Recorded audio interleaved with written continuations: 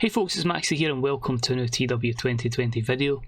You join us for the full end of year 4, All Out 2025, so the save is officially done 4 years in game, which is mental considering that's every single Rampage, every single Dynamite, every pay-per-view and the occasional Dark in there every so often. We're under a lot of pressure here because last year's show scored a 100, the year before was a 98, and the year before that was 91. The main event was going to be Moxley versus MJF for the world title. Because of the pressure of the rating, it is on the card, it just won't be main event, and we've opted for Kenny Omega versus Will Ospreay to main event. Damn right I want that 100 rating in match and in show. There's a lot of matches on this show, I think it was about 28 segments. A few surprises, a few people we've called in at the last minute, just to make sure this is the best show possible. So just a bit of pressure, you know, when you're up against what you had last year and it was a Mega Danielson main event, then it really is a high pressure situation. But here, we're here to have fun, we're here to crack on, and there'll be a wee announcement in the middle of the show as well. So sit back, relax.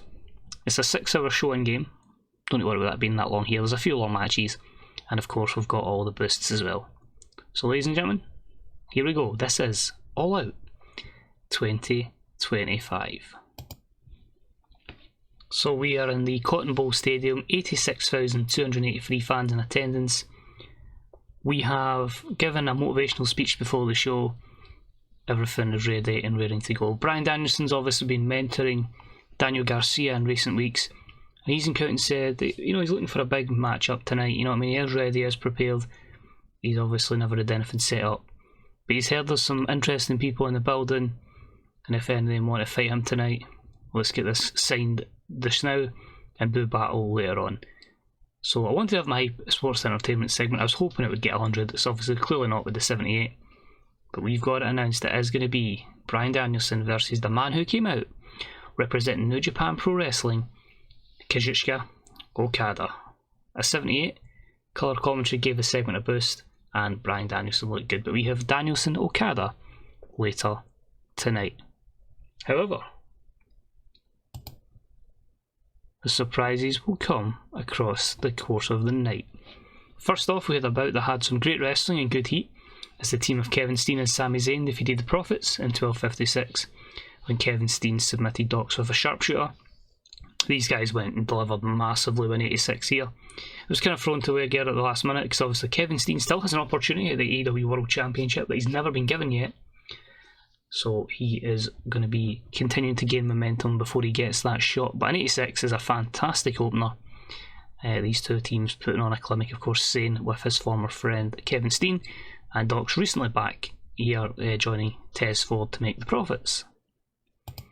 After the matchup, we get a few words from Kevin Steen. We get our best promo of an 87, and he just basically says it's just another reminder of just how damn good I am. I should never have been as overlooked for this card as I've been, but no matter what, I'll be watching the main event matchup. I'll be watching Mox versus MJF, and I'm going to be waiting for the winner of that.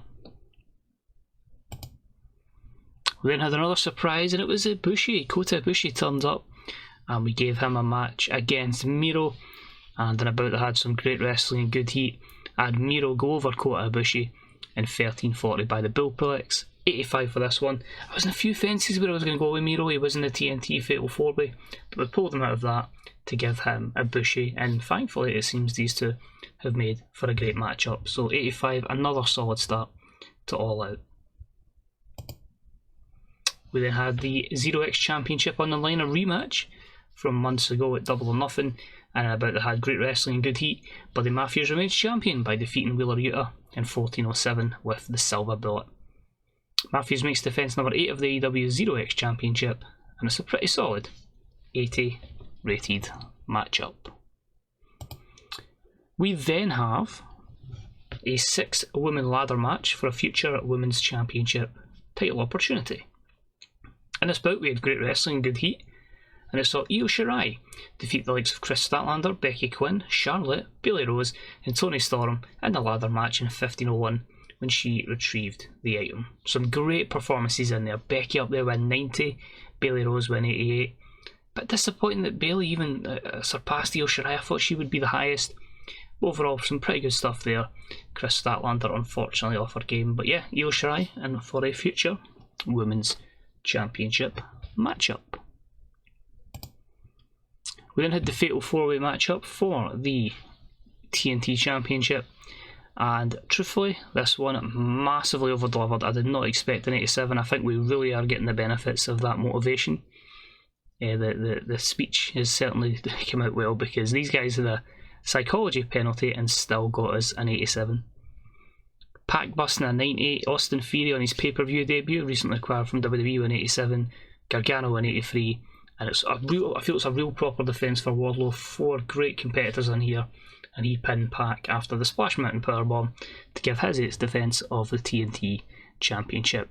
Pac, Gargano were picking up one after one to get themselves in contention, and Fury was being Fury, to be fair. Next up, we had an exceptional matchup that saw Walter defeat Cody Rhodes in 21:40 with a rear naked choke. I think this one would have done massive. The cracked ribs is unfortunate. I think that's going to hamper the matchup greatly, but Walter would have carried it. He's been an absolute machine for us this year. Probably up in contention for Wrestler of the Year come the end of it, the way it's basically been since June.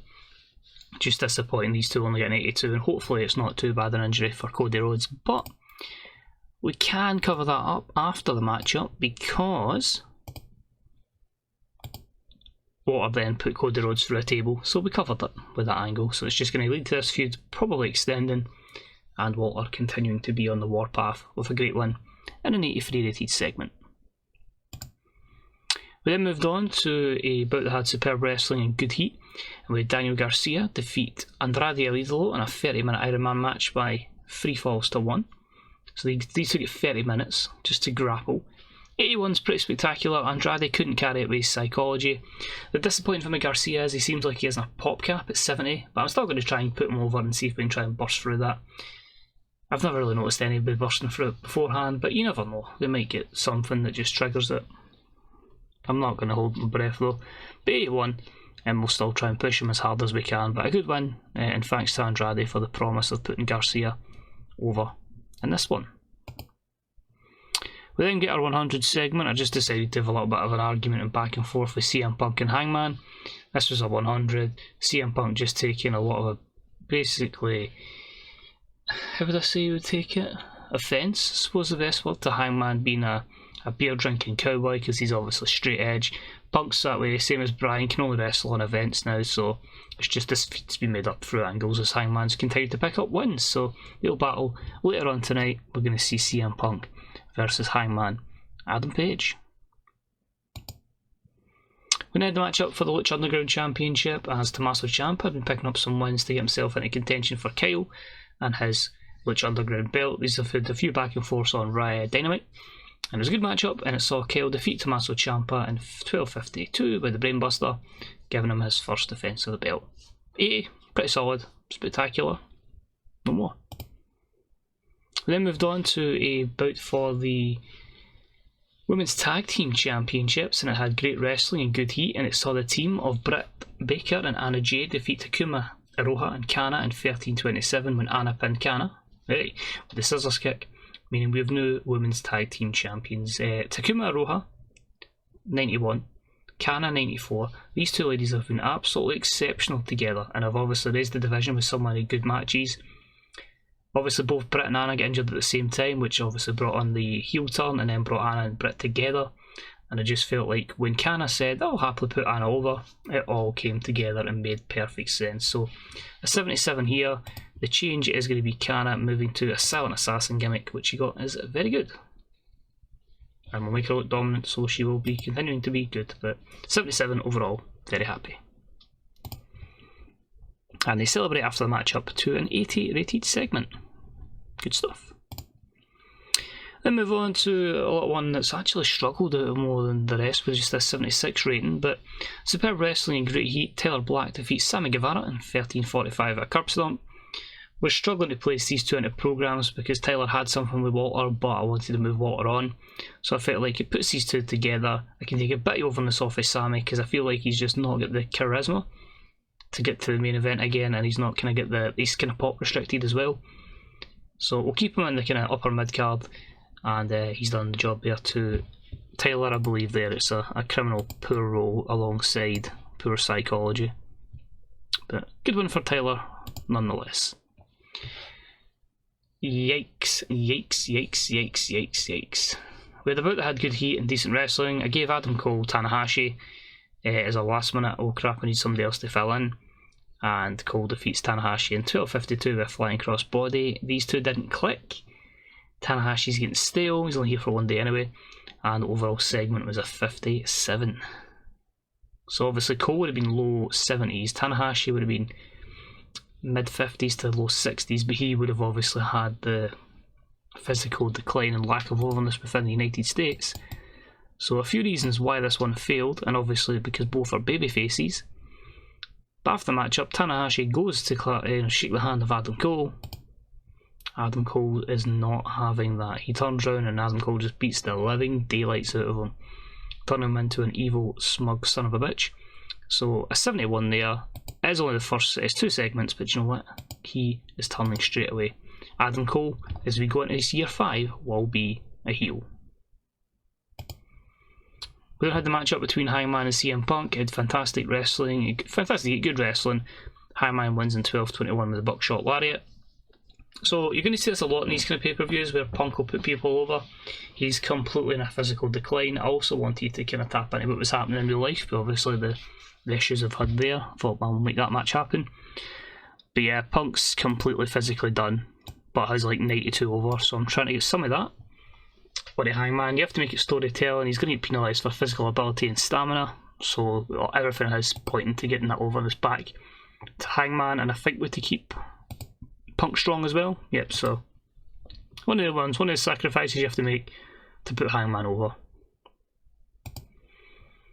We then moved on to the Fatal 4-Way match for the Trios Championships, and for the Tag Team Championships.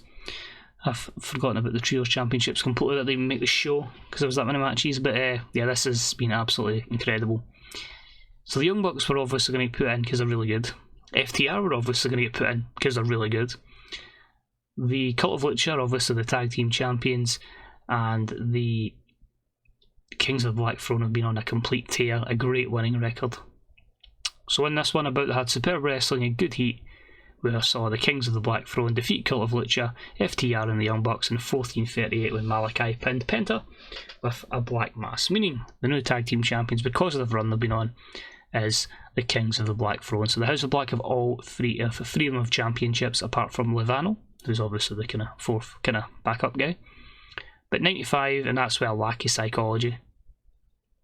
If we had somebody carrying that from, I thought maybe the FTR would have, but that could be even higher. That's scary. And made that steal the show. I just went, go for it. Do what you can, and I put on the best match possible. Any negatives? Psychology and inconsistency. So that could be a bit even higher. And your road agent was AJ Styles. And they celebrate after 1087. Moving along, we had a men's ladder match for a future title shot. So obviously we know Kevin Steen's got one. And now and about they had superb wrestling and great heat. Prince Devitt defeated Darby Allin, Swerve Strickland, Ricky Starks, Eddie Kingston and Ricochet in 16:33 when Prince Devitt retrieved the item. So we are going to see Kevin Steen get a future opportunity and Prince Devitt get a future opportunity for the World Championship. And this was a good way to put people that I really, really rate, but didn't have anything for them. So 6 fantastic athletes in good matches. We then had a very interesting segment. So you see here, we have Chris Jericho, Mick Foley, Daria Berenato, Steve Austin and Dwayne Johnson. Austin's kicked about at a few promos. Dwayne Johnson's come back after his drug scandal and been toxic for 3 years, so we'll try to get his overness up, because obviously his mic stuff will be fantastic. And Jericho, Foley and Bernato are basically authority figures on the various brands. Now they've come together to tell us that starting on Dynamite, there will be 3 brands. Yep, I'm going to give myself even more booking to give me people opportunities. I don't see us getting Impact anytime soon, and I've got a lot of people I just don't use, so screw it. We're going to go Rampage, we're going to go Dynamite, and starting probably the week after there'll be the 3rd brand. When I'm going to have them wrestle on what day, maybe the Thursday, we shall see. but I do want to put an emphasis on maybe a brand that will be younger wrestlers, maybe not as over, and will take a hit on pop on that show, because there's not really any worry of us going lower than Titanic with that high. So that's just to confirm that. I thought Austin and Dwayne would be able to do something and carry the segment, but still, just that wee announcement just to them to say the future AEW is in good hands and you're going to see more and more shows, because basically Impact decided to get a new TV deal, and I don't think we're going to be able to kind of stop that. But I say we'll have like a proper draft, so you'll see people from Rampage going over to both shows and so on and so forth. So we've got Jericho still. We'll look to fix that. Next up was an exceptional matchup that saw Mercedes Varnado defeat Jade Cargill in 17:33 with a bank statement. Third defence of the belt. This was Jade's big chance to win the championship back, and she has failed. This one obviously done by psychology, because it's 93 plays 85. But I wanted to give them the big blow-off matchup at All Out, and we'll try and think of something new for Jade as Mercedes will remain the woman at the throne. So, strong connection with the young female demographic that liked her winning. And again, you go to dirt sheet, it's going to be a massive penalty for psychology. She celebrates after the matchup, which is an 87. So that's ideal, she'll look good. Is it the world title next? I think it might be. It is. Exceptional matchup. Jon Moxley defeats MJF in 14:09 with the Death Rider, making his second defence of the world title.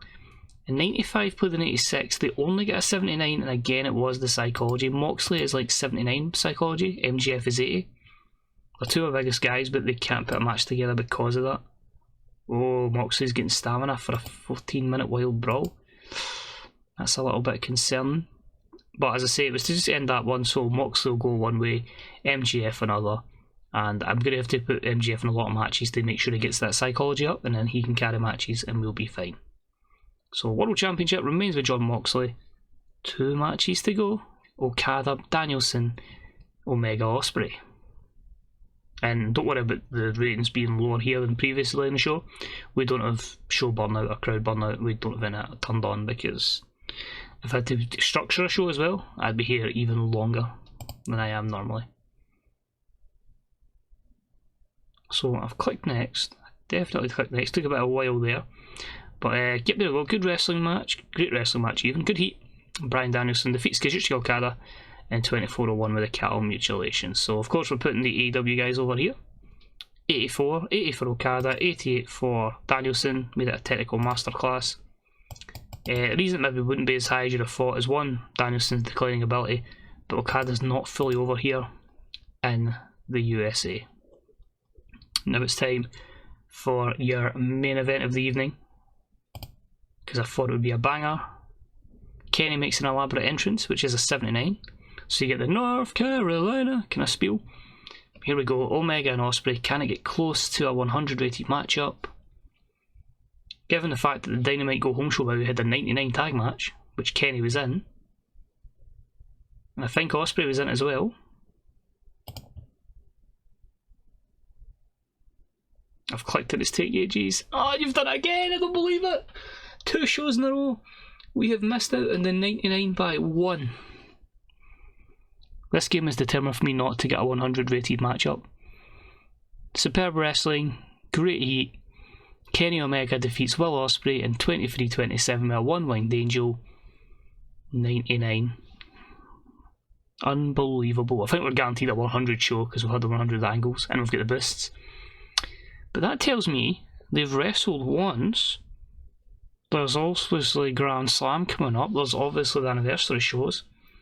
I think we might need to revisit this one and push for that 100 rating. But overall, it's clear 100 issue. I knew it was happening as soon as I saw that 99. So as long as we get that segment, as long as we get that main event matchup that delivers, we do get our second 100 show of the series. It's back-to-back All Outs, actually, which doesn't feel that long apart, but trust me, it was probably about 3 months ago. And yeah, that elusive 100 match eludes us again, but absolutely delighted about the booking.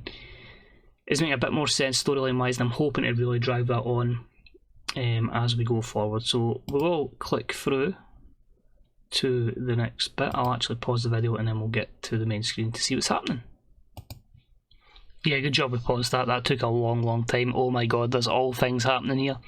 So Ishawai has been honoured in the Hall of Fame of DDT. 86,000, complete success. We caught out trying to get the NWA sponsors, so we're probably either going to lose a few bit of size, which is fine, we're all fine anyway, and a wee bit of money, but again, financially we're fine. Because that miscellaneous, Jesus. But I want, basically because I thought Impact want to go in debt, I just thought, why don't we just like take out the NWA and buy them over? So I'm just trying to, I think it's because our relationship with Impact is good, we're sister companies, I can't get rid of that. So I thought we'll try and take the NWA because I say Impact look like they're going to be fine. So sadly that's the case. Rampage is off TNT, Dynamite is off Sky Italia. Ideally just want to run on AEW Plus just purely because we're going to have no risk options or risk issues, so we can have some like proper gnarly angles. It's a big day for the Rhodes family as Brandy leaves the company because I had nothing for her basically. Not really any stats there that were really kind of helping, so we'll just let her do her thing. And Cody is going to be fine at work, but he'll out for a week. Fair enough. Don't need Red Show's Uno, although we do have as a new signing who hasn't debuted until coming up. Shota Umino, so Shooter is here. So we're happy with that one. And WWE also had Payback, which had 28,000 fans, and the star of the show was AEW talent Alexa Bliss. Yes, you heard that correctly. Alexa will be an AEW talent in a few weeks, and that's how WWE shows are looking. They had Joaquin Wilde against Bobby Lashley, and a God knows how old Undertaker against Sheamus, 60-year-old Undertaker against Sheamus for the WWE title, and Elias Notice against Jordan Devlin and Baron Corbin. Can't even find Alexa. There she is. She lost to Jessica Havoc, so that's going to hamper her overness a little bit, which is a bit annoying, because it was 85, so now already 84. But she'll be joining us in 15 days' time, so she'll be here for the next pay-per-view. Anything else here that really makes no sense? Just telling us about Zelina Vega. She was winning the Women's Championship. JTG winning the NWA National title for the first time. And I think that's about it. So here, Adam Cole's contract's up, because obviously that would be, well, 4 years from the day that he signed with AEW, or debuted at least. So Brianna Brandy wants to come up. Jay White's gone from New Japan of America. Jay White, that's just basically telling us that, oh no, Jay White's actually here. He's actually signed, that deal's done. So yep, couldn't get it done in time, but he's here at least as an AEW wrestler, because we took away his loyalty. Okada, Ibushi, etc. all the way. Margarita Moya, I'm assuming that's just going to be an open contract. Oh right, okay, Impact will try to poach some of our stars. Okay, we've got on that. But apart from that, just tells us about Cody. Maria's injured as well. Darby Allin says that Britt's a natural talker, and Eddie says that Chris Statlander is money. 33.54 for the buy rate. I'll do a lot of that shortly because I need to obviously do the draft, the change up and all that kind of stuff, so that's going to take me quite a bit of time. So we'll finish it with the fight. Oh, actually, I'm going to check Impacts in this situation. Are they still not? I think they are fine. That's probably about 100k up, so that new TV deal is going to save them. Shame. Because I take Anna Jay back, I took Cardona, Shelley, Sabin just to try and make sure. They could still go financially in a terrible place if the size drops and they keep having poor shows. Show history 63, 59, 55, so they're a bit hit and miss, but I think they'll be alright. But to be fair, they did have Cardona and all that for those tapings, so they won't have them going forward, so I'll keep an eye on that. Well, it seems their tapings are on the second week on a Thursday, sorry, so we'll see how that goes, and if it lets me buy them, great. But I think I've seen companies in like many millions in debt and they still won't sell up. So you can see there, there's a few people that have got turns and debuts and gimmick changes, etc. Last thing I was going to show was just the top 100. So the two All Outs are the two best shows. We now have 200 shows, 299s, 298s, and quite a lot of 97s. So I'm probably thinking, how have you got there? Well, you can see there's nothing from 2021 or 2022. It took a lot of time to get here, but we're here. Best matches, that would go in at number 3. Kenny Omega is in my top 5, followed by the tag match we just saw there. So it's 3rd place and 6th place from that show. And of course that Kenny-Sammy matchup that was quite recent. Well, actually all the top matches have been in the last 2 months. Kenny versus Sammy was Dynamite. Walter and Will against Kenny and Moxley was Dynamite just there. And then obviously that match up there, and then obviously going back to 2024 for the other two matches. But Sammy and Brian are being there with Kenny, but Kenny is the man at this moment in time. Attendances, obviously the free shows are going to be the better ones, but All Out slots in at number 4. The biggest crowd we've had for a non-free show.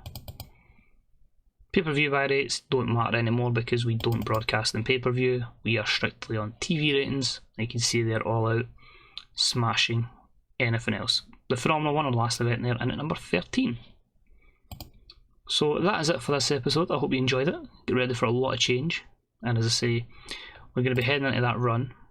Fair enough, we get the full month to prepare for it. But if it lets me get there, we'll have Grand Slam and then the anniversary show back to back. So I need to book a Dynamite and a Dynamite anniversary show. So that's going to be like 5 hours or 6 hours of booking. And then we move on to Halloween Horror Show, Full Gear, and the Draft Show. So it's obviously only been like 8 months since the Draft Show, really, or 9 months. But we'll probably just change that to another event for that time of year, because I want to just get everything changed now. So thanks for watching. Enjoy the rest of your day. Mind check out the Fantasy Bookers subreddit and the Cargill Software forums under its new banner. And until next time, Maxwell, I'll see you all real soon. Bye bye.